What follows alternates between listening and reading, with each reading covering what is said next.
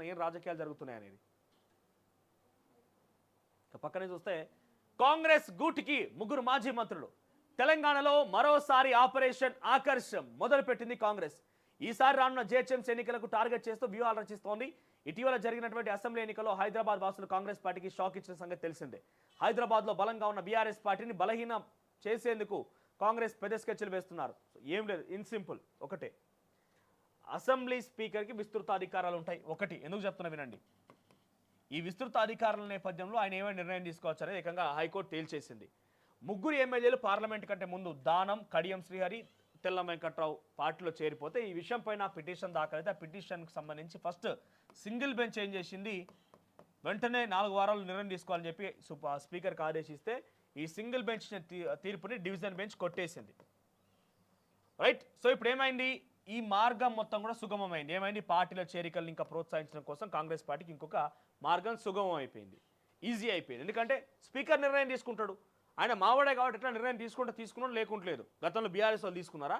Pocharam Srinivasa Reddy speaker ఉన్నప్పుడు నిర్ణయం తీసుకున్నాం, మా పార్టీలు మీ పార్టీలో చేర్చుకున్నారయ్యా, అది చేర్చుకోకండి, అసమంజసంగా ఉంది, అది చాలా ఇబ్బందిగా ఉన్నది, ఇది రాజ్యాంగం కాదు, చట్టం కాదని చెప్పి వాళ్ళు నిరసన చెప్తే పోచారం శ్రీనివాసరెడ్డి స్పీకర్గా ఉన్న సమయంలో బీఆర్ఎస్ పార్టీ మీద రెస్పాండ్ అయిందా? ఇప్పుడు సేమ్ ఏం చేస్తున్నారు, వీళ్ళందరినీ కూడా మళ్ళీ ఇప్పటికే 10 మంది చేరారు కదా, సో ఇంకొక 10 నుంచి 15 మంది కాంగ్రెస్లో చేరితే బీఆర్ఎస్ ఎల్పీ అనేది ఉండదు. ఇక ఈ కేసీఆర్కి ప్రతిపక్ష హోదా కూడా ఉండదు, క్యాన్సిల్ అయిపోతుంది. ఇప్పుడు ప్రతిపక్ష హోదాగా క్యాబినెట్ ర్యాక్ ఒక రకంగా చెప్పాలంటే ఆ ప్రతిపక్ష హోదా కూడా పోతుంది. సో ఈ నేపథ్యంలో బీఆర్ఎస్ ఎల్పీని విలీనం చేసుకోవాలని లక్ష్యంగా కాంగ్రెస్ పార్టీ డెఫినెట్గా ప్రయత్నం చేస్తుంది. ఏ పార్టీ అయినా కూడా చేస్తుంది, వాళ్ళ ప్రయత్నం చేస్తుంది. సో ఈ 10-15 మందిలో హైదరాబాద్ సంబంధించిన ముగ్గురు మాజీ మంత్రులతో పాటుగా మరికొంతమంది ఉన్నారట. క్షేత్రస్థాయిలో మళ్ళా జిల్లాల్లో కూడా ఇంకో 2-3 ఉన్నారట. సో 10-15 మందిని పార్టీలో చేర్చుకోవడం లక్ష్యంగా ముందుకు పోతుంటే ఇక్కడ మల్లారెడ్డి, తలసాని శ్రీనివాస్ యాదవ్ మీద స్కాములు ఉన్నాయి. గొర్రెల బర్రెల స్కామ్ ఆయన మీద ఉన్నది, కబ్జాలు కాలేజీలకు సంబంధించిన అంశం ఈయన మీద ఉన్నది. సబితా ఇంద్రారెడ్డి కొంత క్లీన్ చిట్గా ఉన్నప్పటికీ కూడా కాంగ్రెస్ బ్లడ్గానే ఉంది కదా ఆవిడ గతంలో. పైపెచ్చు రేవంత్ రెడ్డి, కార్తిక్ రెడ్డి చాలా దగ్గర దోస్తులు ఒకప్పుడు. కానీ ఇప్పుడేదో విభేదాలు బయటపడ్డాయి. సబితారెడ్డిని అసెంబ్లీ వేదికగా మాట్లాడడంతో కొన్ని సబితారెడ్డి విభేదిస్తూ కార్తిక్ రెడ్డి వ్యతిరేకంగా మారింది. కానీ చాలా దగ్గర దోస్తులు వాళ్ళు, చాలా అంటే చాలా దగ్గర దోస్తులు. సో ఎప్పుడైనా ఏమైనా జరగవచ్చు. రాజకీయాల్లో శాశ్వత శత్రువులు, శాశ్వత మిత్రులు ఉండరని ఎంత నిజమో రేపటి రోజున మారిన మారచ్చు.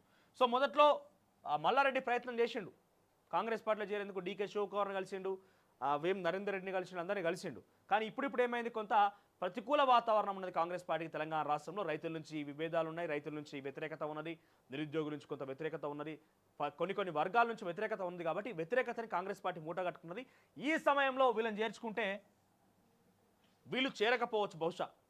ఇన్ఫ్యాక్ట్ చేరితో ఒక మల్లారెడ్డి ఎప్పుడు పిలిస్తే దునుకుదామా అని చూస్తున్నాడేమో కానీ, అటు తలసాని శ్రీనివాస్ యాదవ్ కూడా ఎప్పుడు పిలిస్తే దునుకుదామని చూస్తున్నాడు. కానీ సబితా రెడ్డి అయితే కొంచెం డౌట్ఫుల్. ఎందుకంటే వాళ్ళ కుమారుడికి ఆల్రెడీ దాదాపుగా రాజేంద్ర నగర్ టికెట్ రానున్న ఎన్నికల్లో 2029 ఎన్నికల్లో కన్ఫర్మ్ అయినట్టు ఇప్పటి నుంచి వర్క్ కూడా స్టార్ట్ చేసుకున్నాడు ఆయన ప్రకాష్ గౌడ్కి వ్యతిరేకంగా.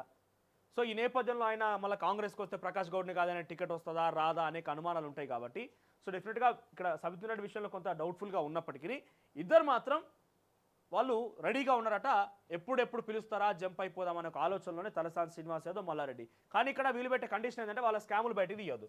సుమారుగా ఇటు తలసాని శ్రీనివాస్ యాదవ్ ఒక 50 నుంచి 100 కోట్ల స్కామ్ ఉంటుంది గొర్రెల బర్లది. ఇక ఈయన ఆస్తులు కబ్జాల విషయానికి వస్తే 100 కోట్లు కాదు, కొన్ని లక్షల కోట్లు ఉంటాయి ఆయన సంబంధించి కబ్జాలు.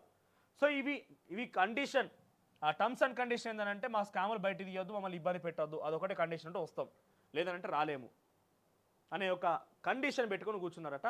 కొంత వాళ్ళు రాకపోయినా వచ్చినా కూడా కొన్ని విషయాలు అయితే ఎదుర్కోక తప్పదు. ఎందుకంటే చాలా కఠినమైనటువంటి కేసులు, స్కామ్లకు సంబంధించిన అంశాలు ఉన్నాయి కాబట్టి. చూద్దాం మరి నిజంగానే ముగ్గురు మంత్రులు వస్తారా, పోతారా, ఏంది ఏం కథ అనేది.